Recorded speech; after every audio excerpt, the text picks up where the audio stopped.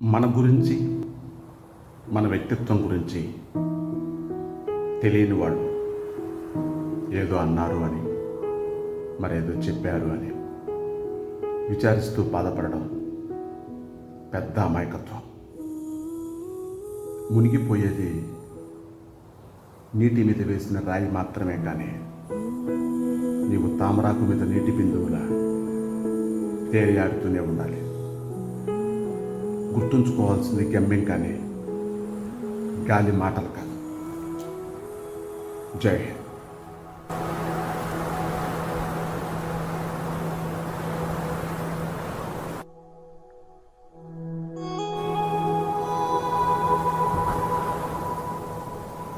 Hind.